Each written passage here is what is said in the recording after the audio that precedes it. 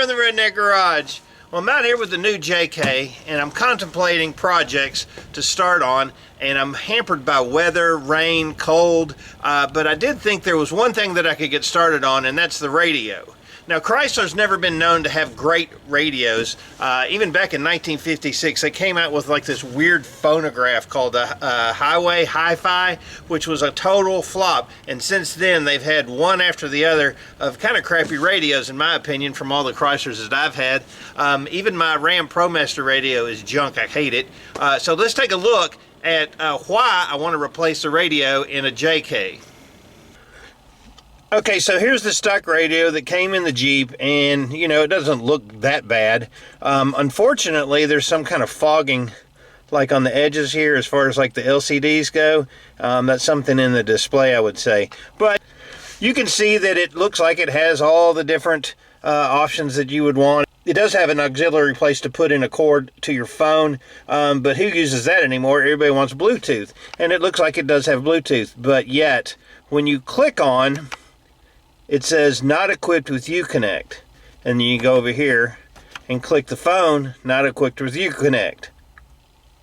It has a single disc MP3 player, and by 2008 CD sales had started to fall because of the digital revolution of music.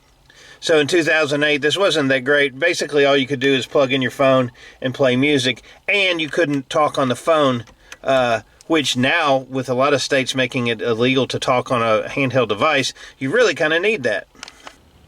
So there's a lot of stuff I want to do to the Jeep, like a lift kit and interior and bed rugs and things like that, but the radio I can go ahead and replace. Even if it's cold, I can wait for a warm day, get in there and change that out, and that's going to be a great upgrade for the Wrangler because that is such a crappy radio.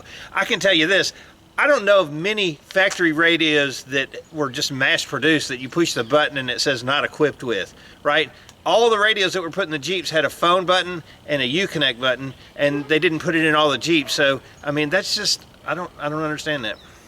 So let's go take a look at what I'm going to replace this radio with. It's going to give us a ton more functionality, way more cool stuff, and it's going to be a lot cheaper than trying to replace it with one of the factory ones that came out in 2008 because they were all CAN bus systems, and you don't want to get into that. So let's go take a look.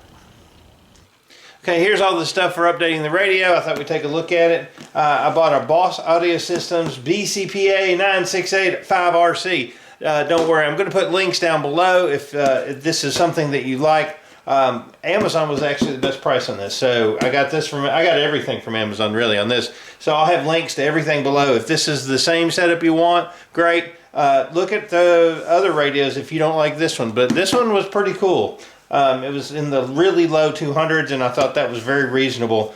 And it comes with the backup camera. So we're going to be looking at all of that. Before we put it in the truck, make sure everything's working before the installation. I have a 12-volt power source from an old Milwaukee transformer.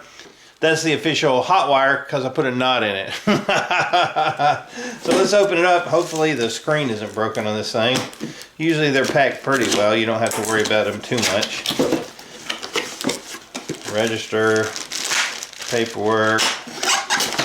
There's your backup camera, super cool. There's the lens, flip around the front. Oh yeah, it's fine. It's packed really well, so I'm not worried about the box being a little janky on the edges. I think it'll be all right. We shall find out though, right?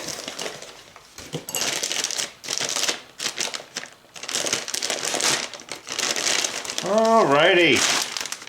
So here's the new radio, and it looks super cool.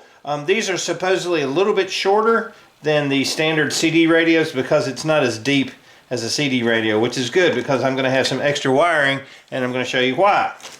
Awesome.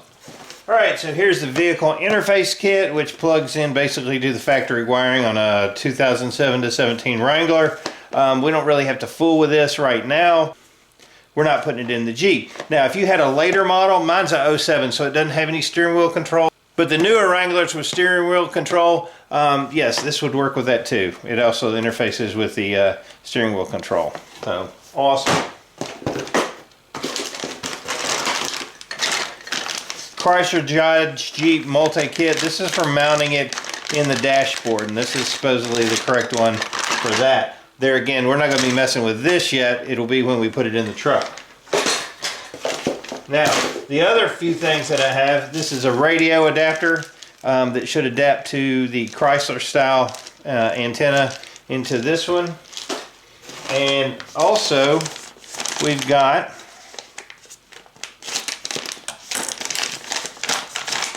here it is. Yay. Sweet. This is a HDMI to RCA adapter. Plugs in right there. And you'll see what I'm going to use this for, as well as this cable here, which is a USB-C to HDMI. Now, whether you have Android or whether you have iPhones, this one should work with either one of them. So all these links are going to be down below. I'm going to plug in the power, get the power going so we can get started looking at the radio itself. Alright, so I got it plugged in the back. You got 3 different wires we got to plug in right now. You got a ground wire here. We've got a constant and a accessory 12 volts. And basically one of them is your ignition wire, which tells the radio the ignition's on, and the other one is hot all the time. For this demonstration, we're actually going to just be hooking those two together because we just want 12 volts on it. So I'm going to go ahead and hook that up with a very official twist. Try not to touch them. And there it is, it's coming on. Awesome! Let me flip it over.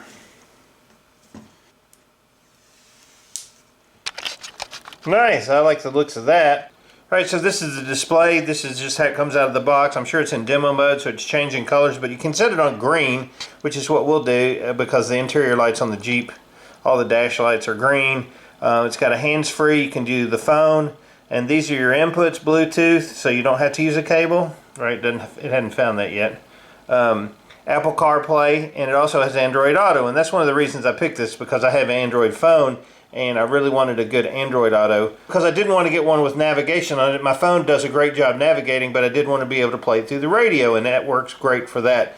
You got an EQ and rear camera, right? So I'm going to hook up the rear camera and see what that thing looks like. Alright, so the rear view camera works. That's awesome. I can go ahead and do the wiring on it. Alright, so Android Auto is hooked up and it works well. These are the apps you can use.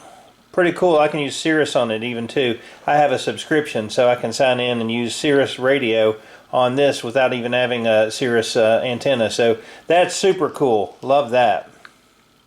Alright, so the next thing that I'm going to hook up, if it works, it's going to be really stinking cool. So give me just a minute. I'm going to hook it up, and then we're going to see if indeed I can get this to, to work or not.